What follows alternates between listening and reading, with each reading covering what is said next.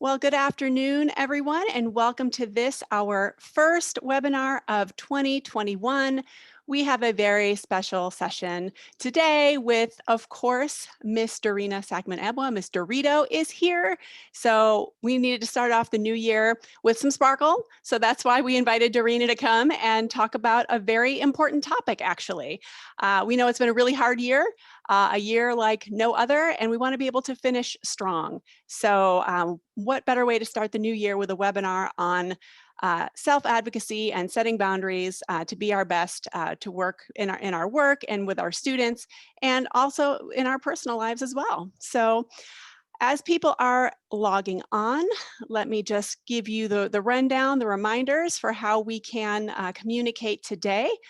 We've been living in this Zoom world now for nearly a year, so I'm sure you already know this, but when you want to communicate with all of your fellow attendees, please use the chat area today, and please select the all panelists and attendees option so everybody can see what it is you want to say. Please use the Q&A area for your questions. That is a little bit more of an efficient way of asking your questions because we will be able to see them more quickly, and we'll do the best we can to answer them as quickly as possible. And of course, don't forget about Twitter. We love it when you communicate with us on Twitter. Please follow us. Dorina is very active on Twitter as well, and I'm sure she would enjoy it if you gave her a follow as well and communicated with her. And of course, while you're waiting, please let everybody know that you are joining us for this first Saddleback webinar of 2021. We will get started with our content in about 4 minutes or so at 3 o'clock Eastern time. So while we're waiting, let's talk to Miss Dorito. How are you, Dorina?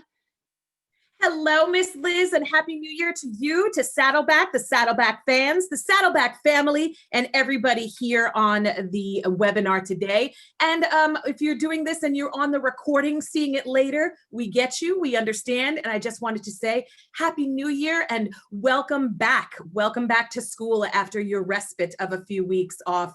And I'm just so excited that everybody's here. I see so many people. Esperanza's ready. I see a Dorina, which is wonderful. And we're just going to be having a really good time, but I'm going to get real, Liz. I'm going to get real. And I think that's what we need right now in 2021. Oh, I know. Get ready. For those of you who are joining us, Dorina is, of course, bringing her trademark Real Talk to this webinar. So it's going to be a good one, and it's going to cause you to reflect and think and hopefully take some positive action for your profession and also for your personal life too. So this is, I feel like, a great way to start off the new year and just sort of try to ease back into it a little bit. So did you do anything special for the holidays, Dorina?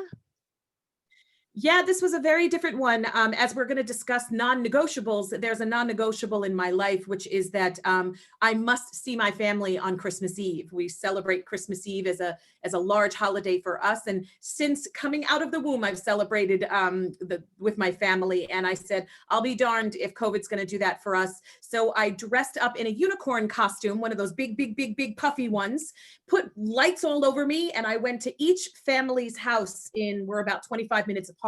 And I celebrated for about an hour, social distancing away with a mimosa in hand, giving presents. And it just felt like I was the Christmas unicorn. And I made sure it happened. And then I got back up to the French and just rested and really took advantage of the time off. And that's definitely something else that we're going to talk about. How about you, Liz? What did you do?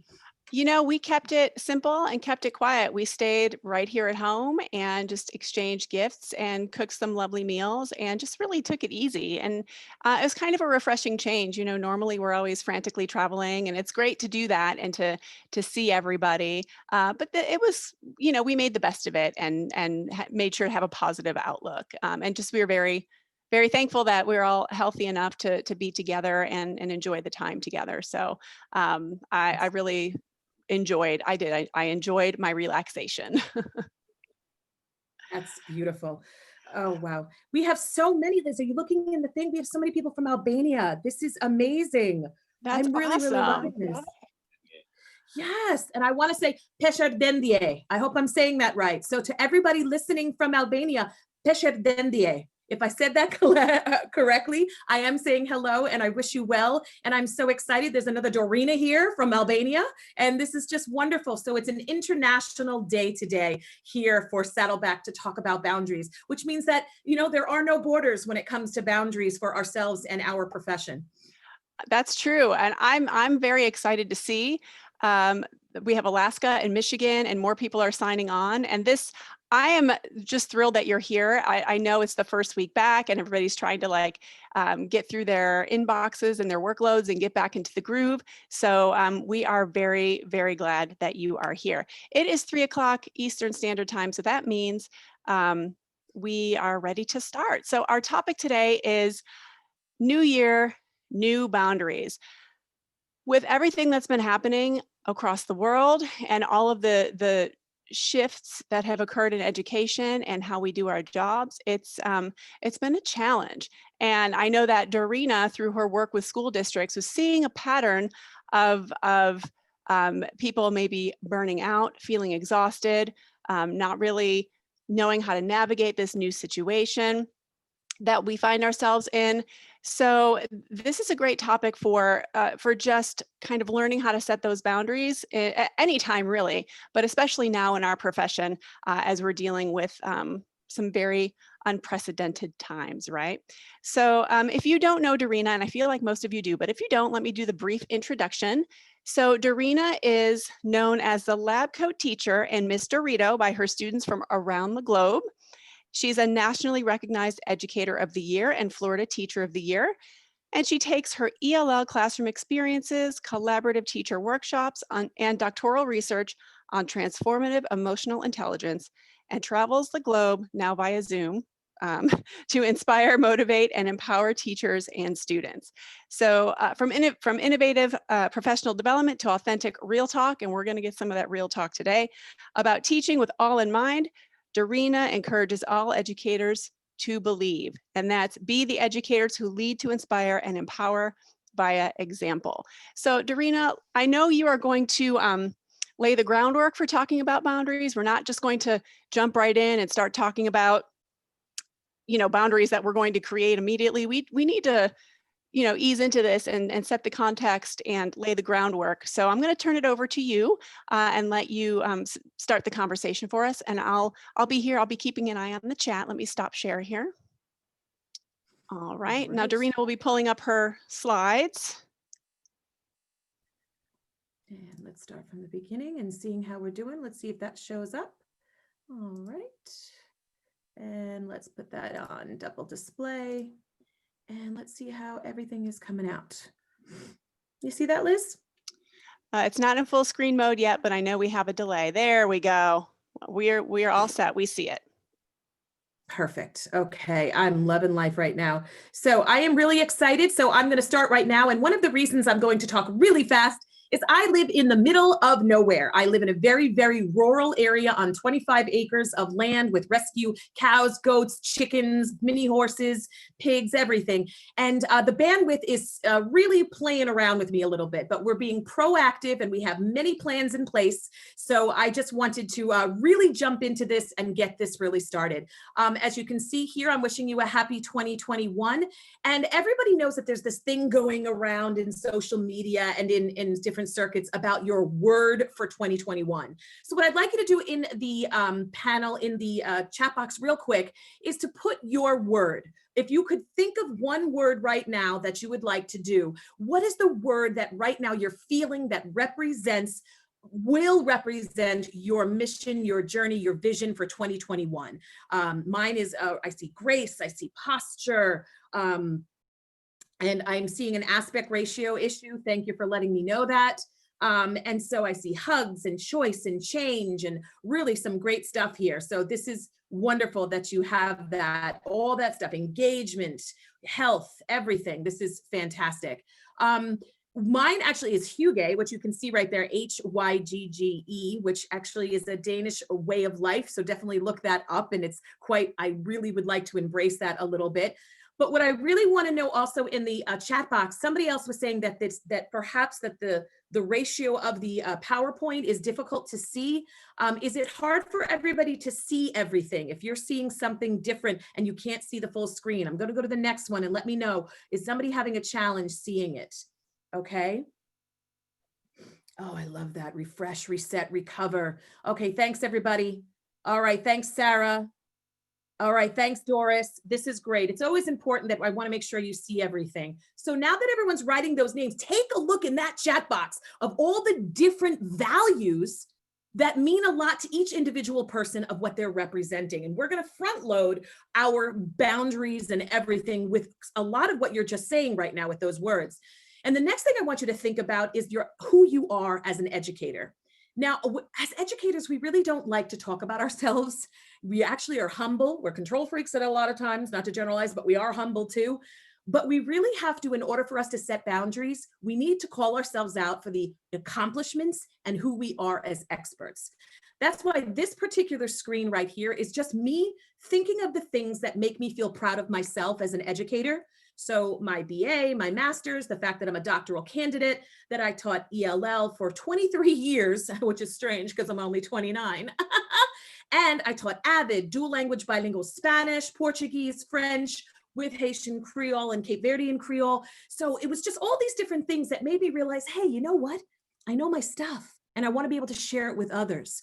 I want you for 20 to 21 to do the same thing for yourself, not a resume, but with that word of your year, I want you to think about who you are to help represent yourself and make sure that you really make a list so that you can see who you are as an educator, because you're the expert and you have to remember that when we're ready to set some boundaries. So that's another front loading that I'd love for you to do. Yeah, Nikki, I love AVID too. I think it's really powerful. So Dorina, what I I want to also jump want, in here for a second, okay? I'm sorry to yeah, interrupt.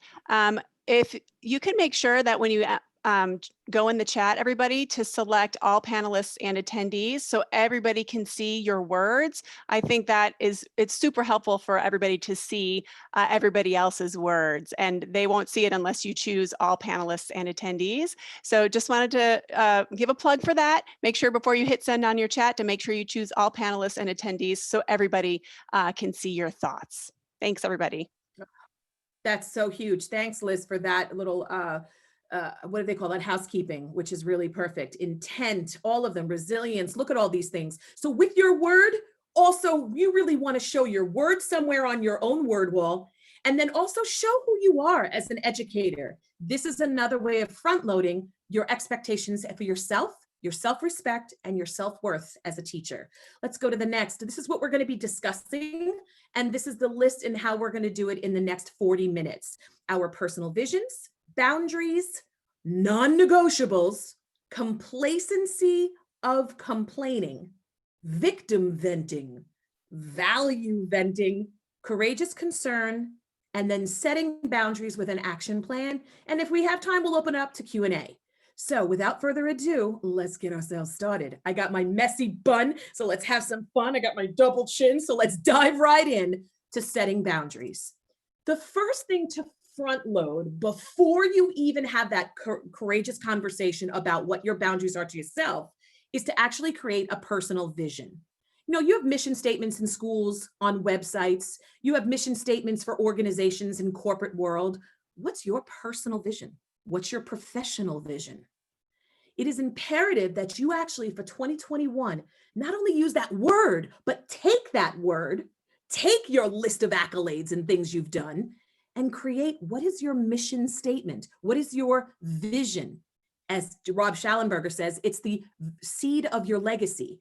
And actually, I did do that because I love this. It's called Becoming Your Best. And the resources you have for the handout.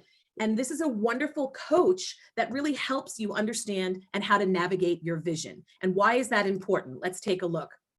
It's a clear desired outcome of what you want to be and accomplish, right? And so what you want to do is choose 3 roles in your life that matter most to you. So for me, it's teacher, it's spouse to my hubs, and it's who I am as a friend.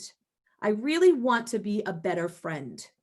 And so these are the three roles right now. For you, it might be your role in church. It might be your role as to your partner. It might be your role as a mother. It might be your role as a dog owner, a parakeet owner. However it is, what are the three roles in your life that you realize that matter the most to you? You should do personal visions before you do your professional, but also your professional vision of what are the three roles in your profession that matter most to you. For example, we'll get to that on the next slide, and I'll show you my examples. And what you want to do for each of those roles, you're going to envision what you want and what your very best looks like for each of those. And you're going to create your own mission statement or vision. And I'm not talking about doing it now. This thing could take months. This thing could take weeks. This could take a day. But you're getting this entire presentation so you can take it back to your PLCs or your schools for yourself to revisit and see the journey of front loading before you start setting your own boundaries. This is really crucial stuff. I need you to write them down when you're ready, and then you need to see them. What are those three major things? So I'm going to give you an example. One of the things I also want you to know, if you've ever watched Fast and the Furious, the one famous line from Vin Diesel is like, I live my life a quarter mile at a time. Well, as educators, we live our lives a quarter each time as well, a quarter semester or a quarter 9 weeks. My whole life for 23 years has been a quarter, a quarter, a quarter, a quarter. My entire year has been broken into 4 quarters. And I live my life 9 weeks at a time. And so for me, I want to know what my visions are within each 9 weeks because it's subject to change. You might do yours for the year, but you want to make sure that you understand that your personal vision and your professional vision should be done first before we get into anything about boundaries. This is why I'm doing a lot of front loading. So let's take a look over here as an example for what I would do for my personal and my professional vision. Simple example, okay? As you can see, my personal vision about my mental, physical health, who I am as a wife, who am I as a friend, and a person as a homeowner. How do I take care of my home? And then here's my professional vision. Just take a look on the right-hand side. And what is it that I am from my professional vision? This is what I'd like you to think about. And feel free to write. If you feel inspired to write something down in the chat box, go ahead and do it. But right now, again, I gotta stress this. This is all front loading. This is literally before you get to boundaries, we have to first discover your visions for both yourself professionally and personally. And now we're gonna get to something else. Take a look. So now we discuss the visions. Watch, it's gone. Isn't that a beautiful dopamine? Watch. Okay, we were gonna talk about it. Now we did. Crossing it out, it's dopamine. Let's go to non-negotiable. We've got our vision idea. And I know I'm going through this real quick, but this is why you're getting the whole PowerPoint. Non-negotiables, what are they? They are clear things that you will not compromise on. Zero compromising, okay? And when you have those non-negotiables, it's not, this is what I'd like to see in my life. Nope, non-negotiable. It is non-negotiable. More emotionally intelligent people have non-negotiables and are more empathetic and compassionate because they have boundaries of non-negotiables. So don't hesitate and say, well, I'd really like this. No, what are the non-negotiables in your life? Okay, choose 3 or more non-negotiables, personal, professional. And what matter most to you, ask yourself, wow, do these align with my current life? Is this a non-negotiable that aligns with my current life and my current values? So if my time is a non-negotiable for me, yet I am working overtime for districts, then I realize that my non-negotiable is being compromised. My boundary is not being set. So if time with my family is important to me, but yet I can't go to Orlando today because I have work to do, well, then that means I can't see my family because I'm giving too much of my time. Well, I have to make sure that I set that non-negotiable. So what are your non-negotiables? Write them down, put them up along with that vision. You're going to start to see a pattern.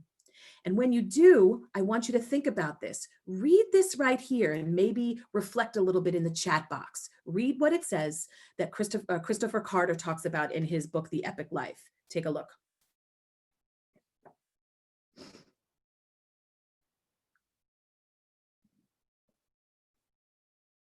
See how this resonates with you.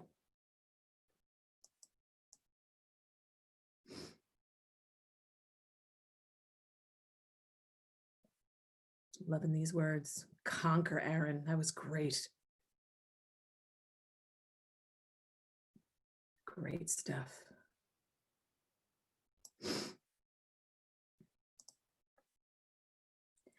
This is important.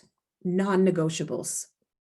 You really want to think about, again, personal, professional visions, your word for the year, who you are as an educator, and be proud of your accomplishments and list them. You're the expert. What are your non-negotiables? These 4 things will lead to the next. So here's a sample of what non-negotiables are for me. No question, as I talked about, December 24th, it is a non-negotiable when I married my husband. I said, I'm sorry, from the day I was born, that I knew I was always going to be with my family, and I have not missed a day. I flew home and surprised my family when I was studying in France, and I surprised my parents on the 25th because it was a non-negotiable. And these are the little things that are important to me, but they're big things. Treated with respect, and you can read the rest. And then, as you can see, the value that matches with the non-negotiable. This is something, and why I put it in the journal image, is for you to do this for yourself in your own journal, because this is important for you to have something like this so that you can write down and then put up so that you are visualizing your non-negotiables, values, visions, words, accolades that lead to your self-worth, respect for boundaries. And that increases your emotional intelligence.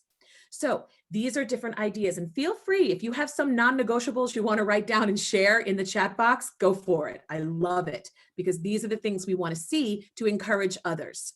All right. So with that said, we're going to go to the next part. We just discussed personal vision. We discussed non-negotiable. All right. It's time to get to boundaries. So boundaries, take a look at that quote and think to yourself as an educator. Have you made boundaries in a profession that is unbelievable, but yet they don't discuss exploitative empathy? If there's anything I want you to Google, it's exploitative empathy. And if Liz, you want to write that in the chat box for everybody to remember that name, that would be great. Exploitative empathy is basically taking the compassion and empathy we have in our act of service as an educator and taking advantage of it. Oh, I'm a teacher. I don't do it for the income. I do it for the outcome. Stop. Stop. That is a perfect example of how other people from the hierarchy of education to straight up to the DOE will take advantage of who we are. This is our time. This is our time to set boundaries so that exploitative empathy does not happen. So how do we do it? Well, we have to set boundaries, but really, what are boundaries? The definition of a boundary is very simple. It is what you will and will not accept. That's it. I want you to think about that. And before I give you an example of a blog for you to go look at, it is really important that you understand that boundaries have nothing to do with the other person. Boundaries have to do with you. It is all about you. It is an act of selfish, and that's selfish in a good way, that I am going to show what I will and will not accept in my life. Now, boundaries is the word you say to yourself. You don't say to people, you're stepping over my boundaries. I'm not comfortable. My boundaries are that is not something you would say in professional environments. In other circumstances, as counseling has said, in personal life, perhaps.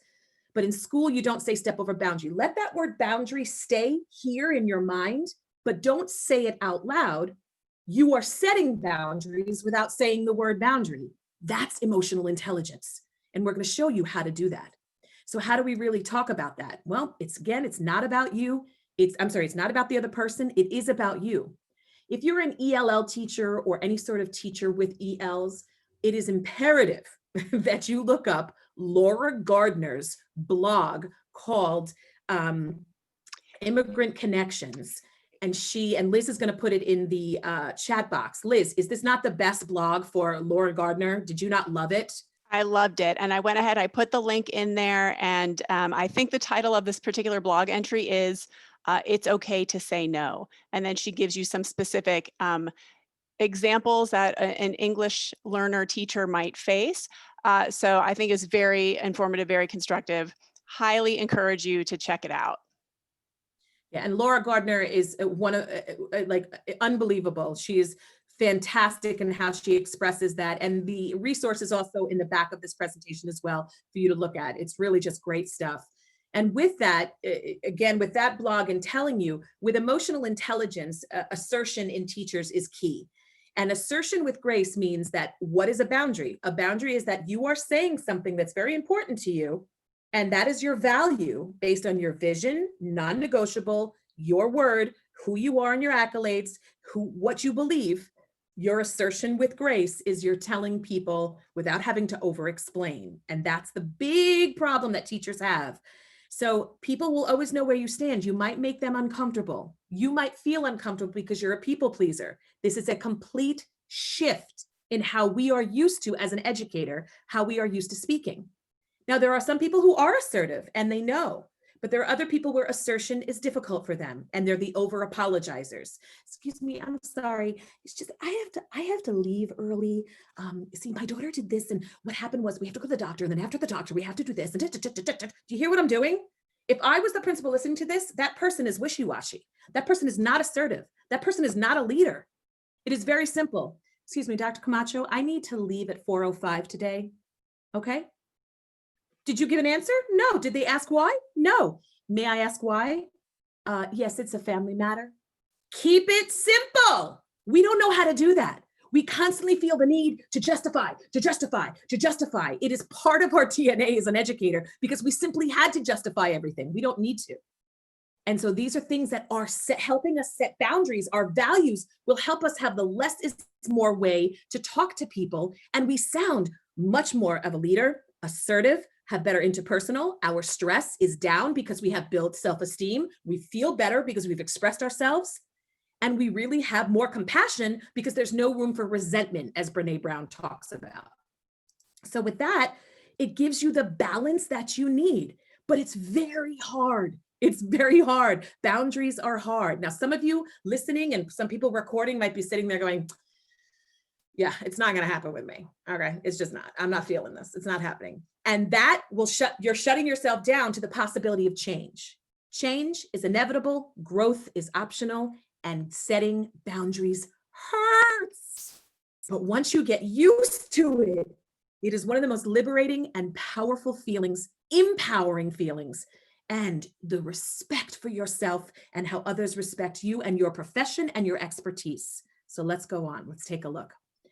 I want you right now, and you feel free to do it in the chat box or privately. Here is your 10 questions to see if you lack personal boundaries.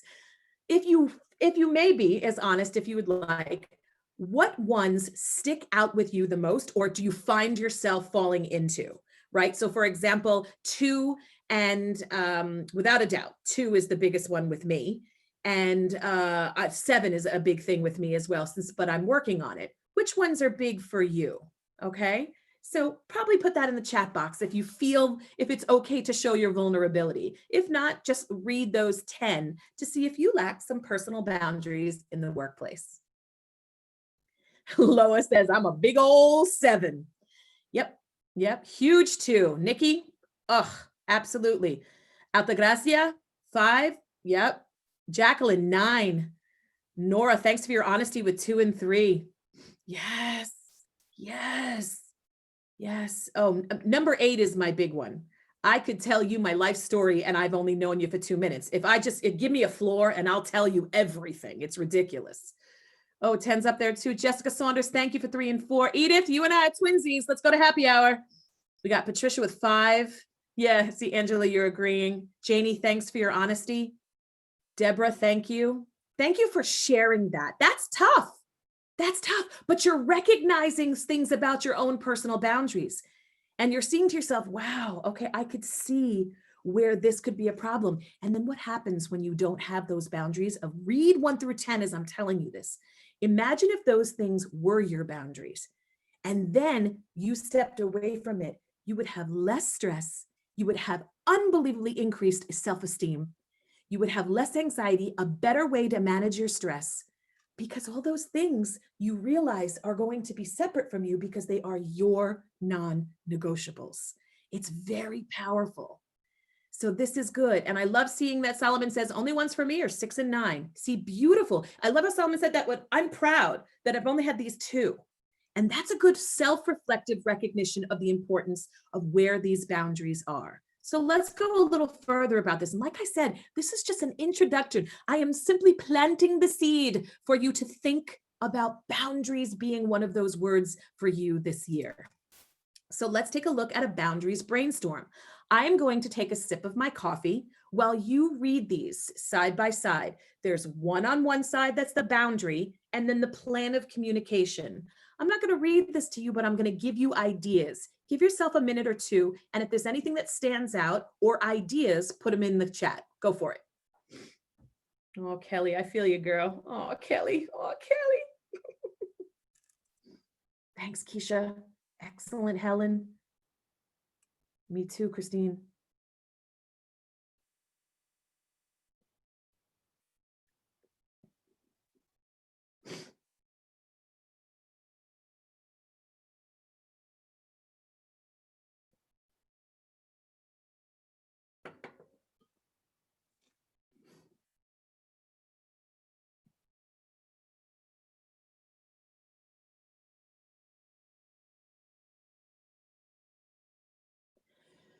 So I'd like to go over this just a little bit as you're continuing to read this and if something sticks out for you. And what I'd like to do is to really look at it in the manner of, okay, one of the first things that I did in 2016 is that I looked at my own job description and I saw that it was extremely vague.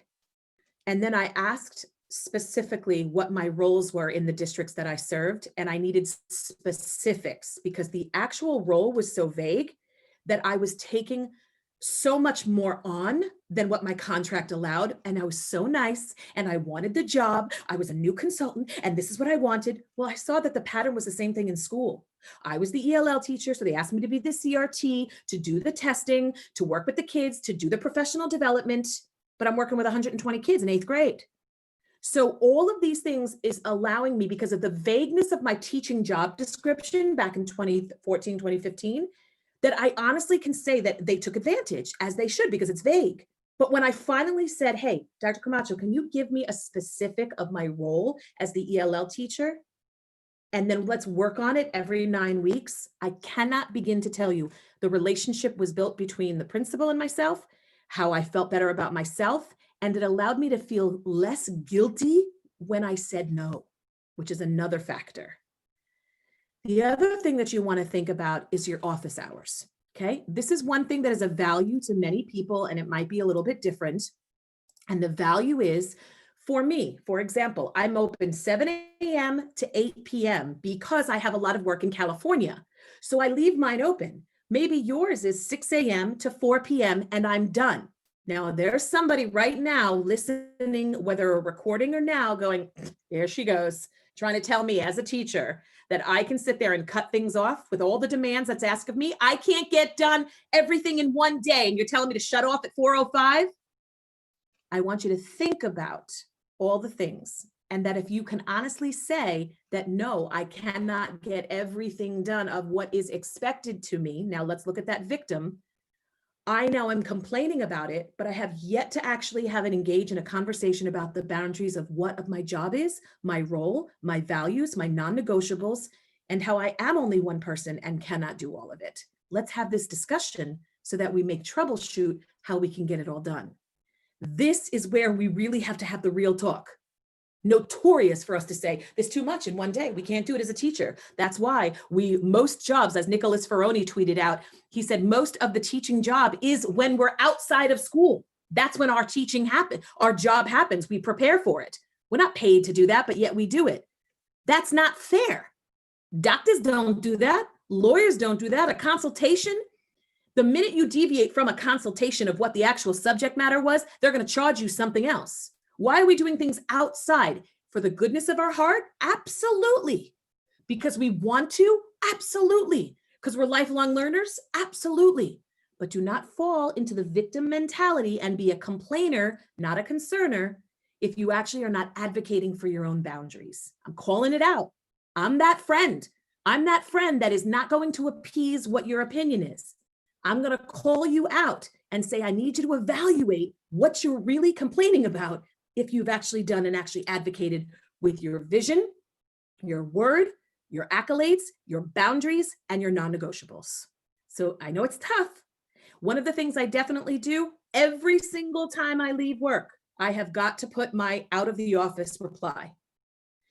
In order for me to balance family and life in this unprecedented time, I will be using my out of office reply from 4 p.m. to 6 a.m. Anytime in between this, I will get back to you within 24 to 48 hours. Non-negotiable boundary. Power for me. I shut my phone off on silent, except for my family, and I now feel at peace. Well, I can't do that. I've got still stuff to do. Again, this is a choice, and this is also the conversation you have of how much you can get done. This is something, again, that we're hoping to actually continue this conversation with in other webinars. So again, this is just the beginning to plant the seed of you thinking about yourself. And that's what leads to the next one, which is start small. No one cares about these kids. I'm the only one who can advocate for these kids, and I'm tired, and no one else is doing anything, and they're deferring to me, to my expertise and this. Yes. So that's why you need to set those boundaries and values so that people realize I'm the expert and this is how we're going to do it. Jody Knopf, a great teacher who will be presenting soon for Saddleback, she actually was saying she's nervous about access testing. And she's got to do these access testing, and she doesn't know how to do it in all this time, and it's very difficult, and she's responsible for all these kids. And then it's really interesting. Yes, absolutely, in relationships too. And it's interesting. Here's where you set boundaries. And in working with teachers who have to set the boundaries, let's say access testing, you have someone say, we'll do whatever it takes to get it done. No, not whatever it takes. My passion, my pride, my love for my students and my profession, and my boundaries. That's what I'm personally saying to myself. Now let's see.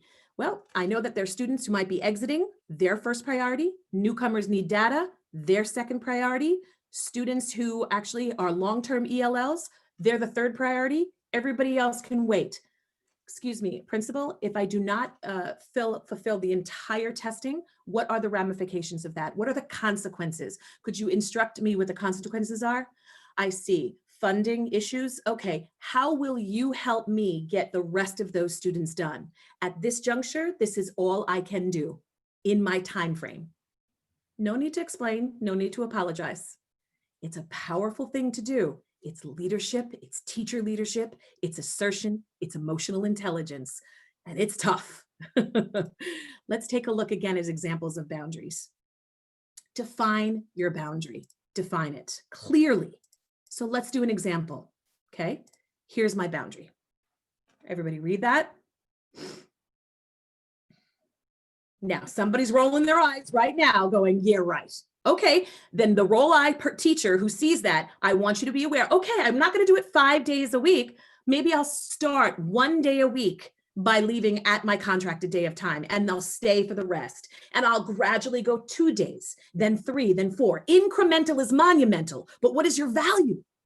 What is your non-negotiable? These are why you had to front load with all of that first. Well, you defined your boundary in this example. The next thing you do is communicate your boundary and don't apologize for it. Great conversation going on in the chat box about constantly feeling the need to apologize or give some big explanation, right? Here's the example. For these 9 weeks, I'll be leaving school at 4:05 p.m. That's it. But what do? We do this. We complain our boundary. I'm just so stressed and there's just so much going on. And you know what? I really need to get out of here because I don't feel supported and no one knows really what's happening with all this testing. And I need to go home and work and still and take care of my family. Calgon, take me away.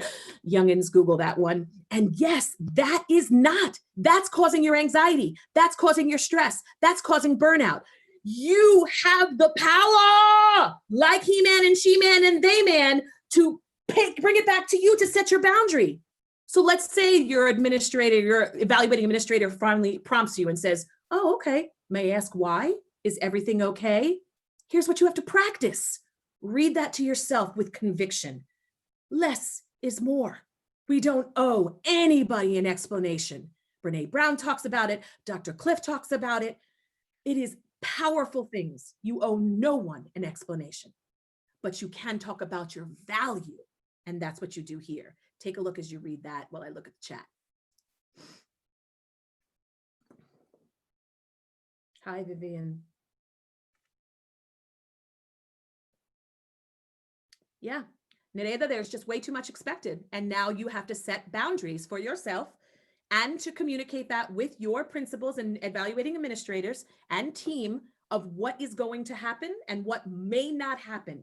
Prioritizing so that you understand, and the fact that less is more right now, more than ever in education.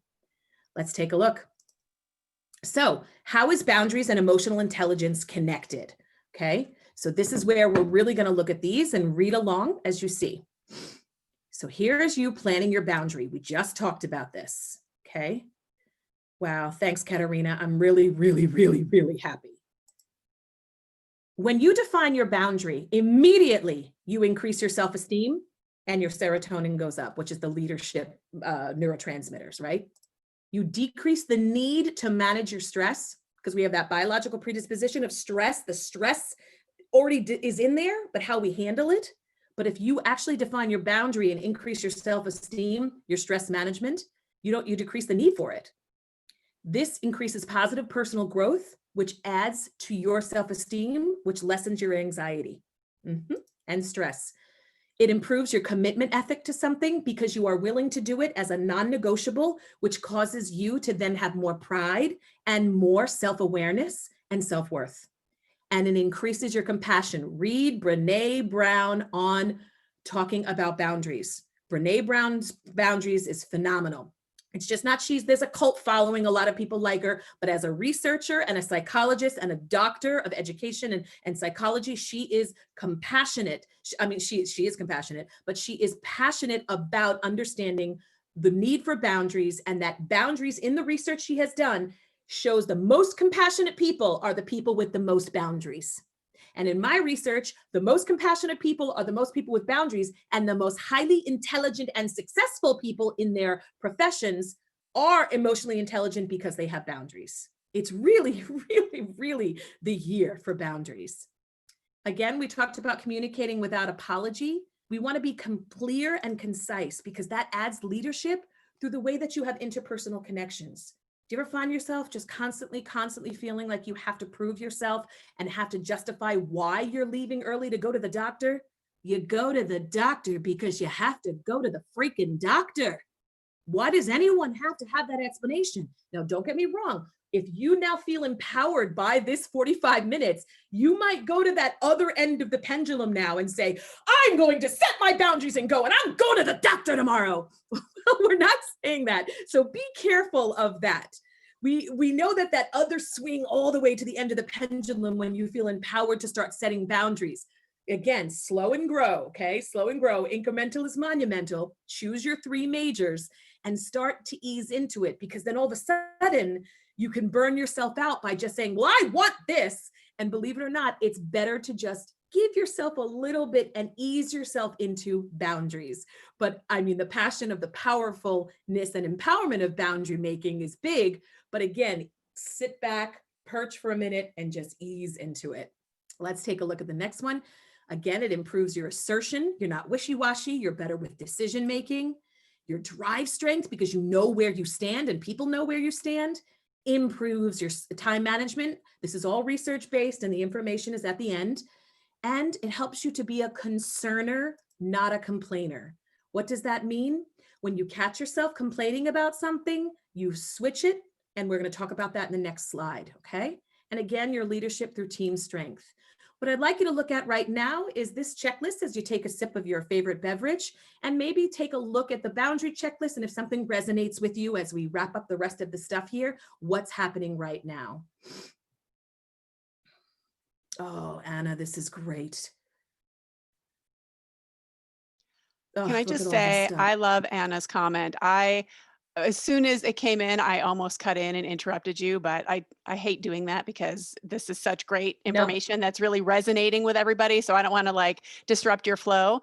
But Anna, that is the reason for this webinar, because the demands on your time are phenomenally large at this point because everybody's trying to recreate the wheel in some respects. And sometimes this message of we need to do whatever it takes, it can get kind of cloudy. And we need to know how to handle that and make sure that we are taking care of ourselves so that we can do our jobs in the best way possible. And not having a job description is that's tough. So I'm glad you're here and that you feel like you're gaining some tools to help you out, because that's definitely going to help out your performance in your position and benefit the students as well. So.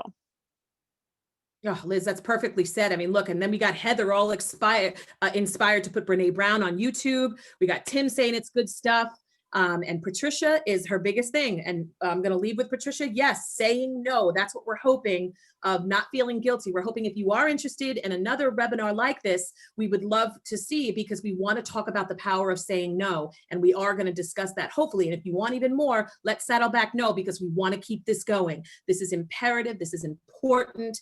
And saying no is a culture shift. It is an ideology shift, but it is a form, and you'll see it in just a minute, why and how this is so powerful. So once you look again at that boundary checklist from making midlife matter, let's look at our dopamine. We did this one. We did this one. We did this one. Doesn't that feel good? Look at all we went through. Now we're going to go through this stuff. Here we go. So what does it mean with the complacency of complaining? Okay. Check yourself when you're about to complain. Right? I want you to think about it. So let's say we have a naysayer here listening to this whole thing. Oh my God. Here she goes, all excited. Really? She talks about, exploitative empathy and, toxic positivity. And here she is like, you can do it. And whatever. That person right now is complaining. Right? So now I want that person to think to themselves and say, you know what? I'm not going to criticize this girl, this woman. What I am going to do is take a look at least one thing that she's saying, and I'm going to evaluate myself and say, why am I complaining? I'm obviously angry. I'm resentful, Brene Brown. I'm resentful of something. Let me check to see, have I really actually done my values, done my non-negotiables? Have I actually talked to someone about my boundaries? That's where now you're concerned, not complaining. You want to check yourself. That's what I call perching. This is when you're emotional, of the bird that flies, of emotional intelligence. A bird cannot fly with just one wing. You need the emotional and the cognitive for you to fly. If not, you go in a whirly and you need to perch. And if you're getting emotional about something, you've got to stop and say, wait a second, let me call myself out. Am I complaining? Because complaining is emotion. Concerned is the emotion leads to the cognitive thinking, what can I do to solve? That's emotional intelligence. That's setting boundaries. That's a positive teacher leader. So when you need that accountability partner as well, huge, because that accountability partner will decipher to you, okay, the value of venting, not complaining, but they'll catch you. Okay. They'll call you out. Carly Spina talks about this too, who's also going to be presenting in Saddleback next month. She talks about getting that accountability partner to call them out. And you not only should do that for yourself for emotional intelligence in your intrapersonal conversations, but you're also the interpersonal conversation with somebody else, where you have the value of recognizing, I know that the access testing is ridiculous and it's mandated, and I know what the outcome is going to be, but I'm frustrated. So I need that trusting person to talk to. I don't need Twitter. I don't need Facebook. I need that trusting person that's going to allow me to have the value of venting my frustration, not complaining. It is a big difference. And I want you to analyze that and watch this again and think about the difference of value venting over complaining, which leads to also recognizing victim venting.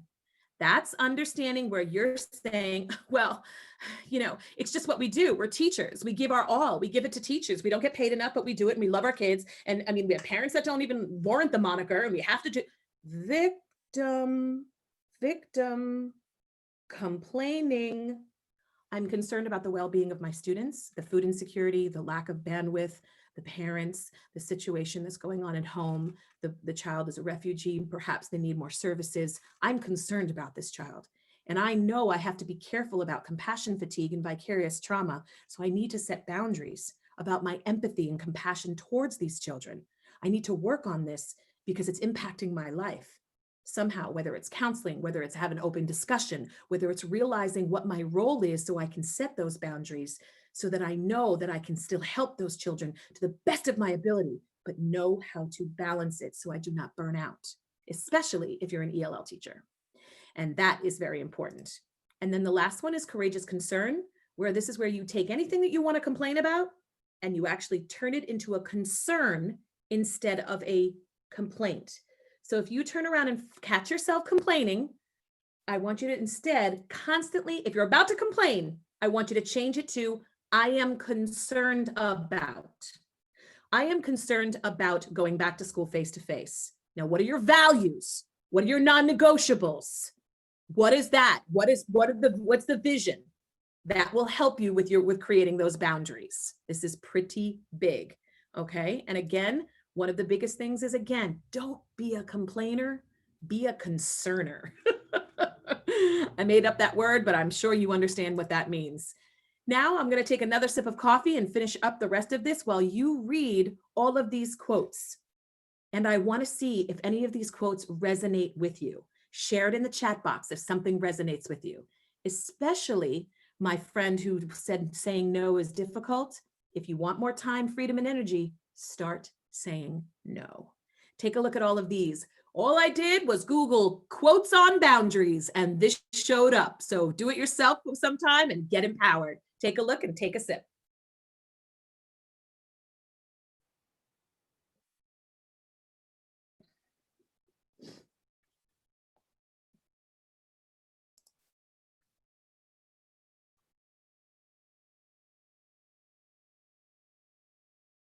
Oh, that's amazing, Katarina. And it's really good to see you. Hello, hello, hello from across over. Hello. Yeah, Carly Spina is phenomenal, Loa. She's really, really great. Yeah, she has a great blog about it too. And that's why she was really excited to have this webinar here. She's a good girl. Follow her as well. She's great. Yeah, Anne Lamott is a gem is true. Quote in the top right corner. Yep, that's a big one.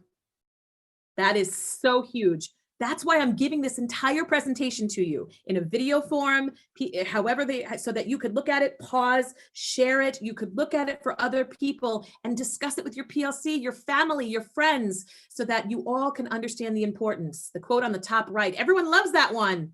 Yes, yes, yes, Skylar. Yes, Patricia. Yes. Oh, that's so true. Love yourself enough to set boundaries. That's a big one. It really starts with that. I don't even want to get off of this slide, but you're going to have it. So you're going to take a look, and these are really, really great quotes for you. So let's go to the next here. Let's see. We talked about personal vision, non-negotiable. Yeah, risk disappointing others. We talked about boundaries, complacency of complaining. Don't get complacent and be one of those eye roll teachers in the back of the professional development sipping cold coffee like I am. That's not who we are. You have boundaries, you will love your job even more. It is a beautiful thing. The most successful people have boundaries. The most loving and compassionate people have boundaries. It is research. It is known. This isn't just some person telling you this through experience. This is backed up scientific medical research. Yes, the brain and the activity of compassion and empathy through understanding the brain and how and what happens to your neurotransmitters when you set boundaries. Take this as a teacher. Take this as a person. And you will be more powerful and more empowered. Very, very, very, very powerful. And the next one, victim venting, value venting, yes. Be a courageous concerner. Setting boundaries and your action plan. Here it is right here. Define that personal vision. We talked about it. Define your professional vision. Define your non-negotiables. Define your values. Once you see a connection, start thinking about the word boundary here. Don't tell anybody your boundary. You don't need to say, this is my boundary. No, that's for you. This is just what you say, right? I take off on the 24th. This is what I say. I understand that we have to do everything and whatever it takes, but here is important that I will leave on Fridays at 4:05. Once you see that if the four are not connected, you want to reevaluate and take a look at why they're not connected and see exactly what's happening there. And we could talk about that another time. If there is a connection, start small and find your accountability partner to help you value vent and call you out if you feel victim or complacent complaining.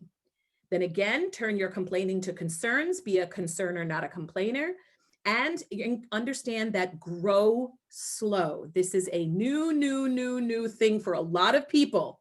So you're going to feel real up right now and hyped about boundaries. Keep it slow. Breathe, perch, emotional, cognitive together so that you can be successful in setting those boundaries, because those boundaries should not be reactions. They should not be reactions. They should be an honest response to how you feel about a circumstance for yourself. Okay? So, with that, we want you to believe. Be the educators who lead to inspire and empower via empathy. If you believe in yourself, if you believe in your personal vision, professional vision, non-negotiable, and values, connect them, create your boundaries. Don't say the word boundary out, and start with just one or two. You will start to see a difference in your life. You deserve it. You should know your own worth, and you should understand that all of this will build you to be a happier person if you believe. So I just want to thank you so much for your time, for your everything. If your last thoughts in your chat box as we do this and go to the next level. If you have any questions, please feel free to call me, to contact me. Here's my email. You could find me at dorinasackman.com. I have some people on here, Altagracia, and a bunch that we just text each other because we are here for each other. So don't forget, set your boundaries and always believe. Thank you so very much for everything and resources for you here. This is so great. Oh my God, Janie, Excellent. that is awesome. Excellent as usual, Dorina. Look at all the love. People feel refreshed. They feel equipped. This is why we do this. And we are so thankful that all of you took the time today to come and have this conversation with us. We will make sure that the recording will go out in about 24 hours. It will also be on our YouTube channel. And the link to the slides has been provided in the chat. So that's, and then at the end of Dorina's slideshow, you have this in the handouts, are all the links to the resources that she shared as well. So before we go on, looks like we don't have a ton of questions here, but let me make sure that. Deborah, thank you. Regina, thank you. Cecilia, thank you. Melissa, thank you. Christine, thank you. Laura. Oh, this is great. Isn't it great? I feel it's so heartwarming. It's just, this is a very positive, uplifting, empowering session. Next week, we will have Orly Klappholtz with us, and she will be discussing supporting secondary SIFE. We've had a lot of requests for more SIFE-specific webinars, so Orly will be joining us and really talking about her experiences integrating foundational reading and writing into the ELA content classroom specific to secondary SIFE. So a lot of you have been requesting this, so we are happy to be able to deliver. Orly is great. She's very excited to share this with you. So please register. You should be receiving an email soon to prompt you to register. You can also register on our website. And for those of you who don't know, this is Saddleback Digital is now available. If you are interested in that, you can check out our on-demand webinar on our YouTube channel. Gives you a sneak peek into the new Saddleback ebook platform.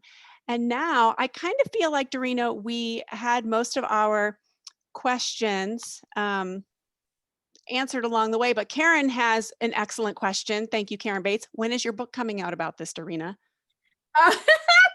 I know it is one of the things that I also definitely work on is something called executive functioning. I have so much motivation, but my executive functioning, and I'm actually going to be tested for adult ADHD.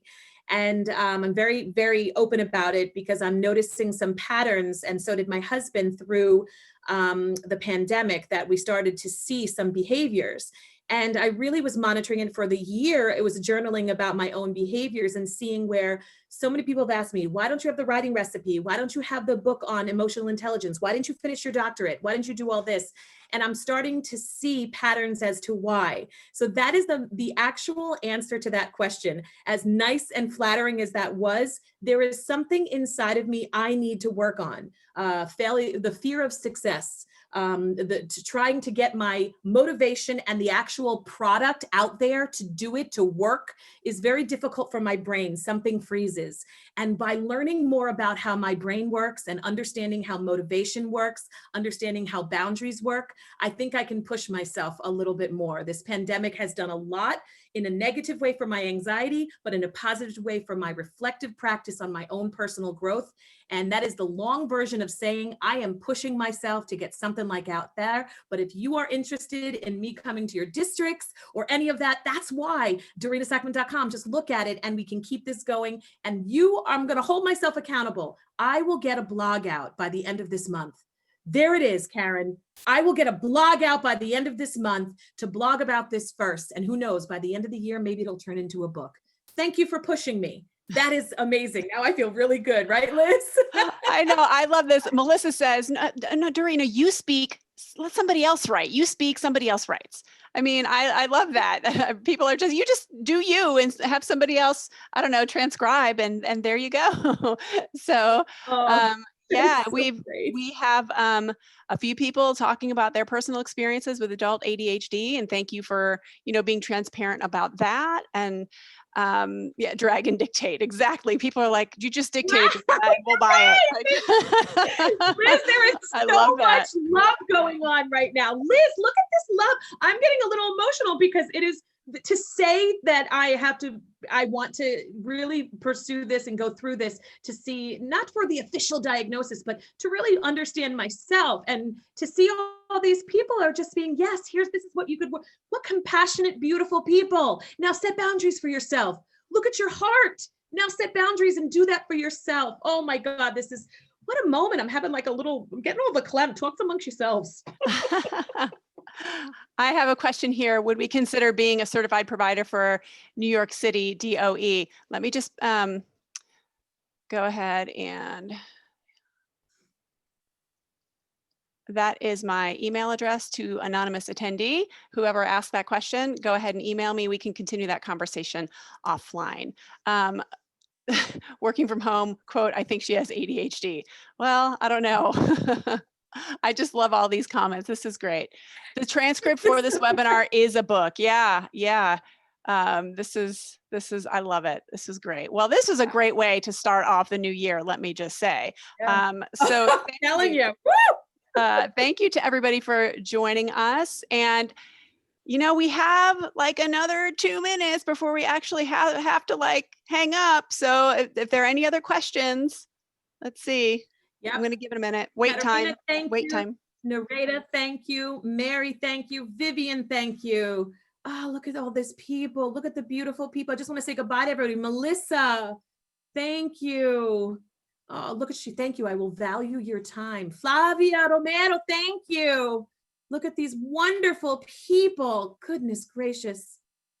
I love every one of these people. I hope we can all inspire each other, Liz, right? Thank you for the opportunity for this. Look at this. 100%. This is, thank you, Dorina, for bringing your knowledge and expertise on this issue and inspiring and empowering all of us. We needed this. This has been quite a ride, and sometimes we need somebody to coach us in processing and helping us out during these tough times. So thank you. And yes, everybody is really, really glad that you decided to share. So I think most of you know this already, but you can find Saddleback pretty much anywhere you love to hang out on the internet. So you can email us if you prefer Facebook or Twitter or Pinterest or Instagram. We are there. Come check us out and reach out to us. We're happy to answer any of your questions about Saddleback, about upcoming webinars, or just say hi. That's cool too. We love that. And we appreciate you so very much. And hopefully we will see you next week when we reconvene with Orly. Take care, everybody, and thank you so much. Bye.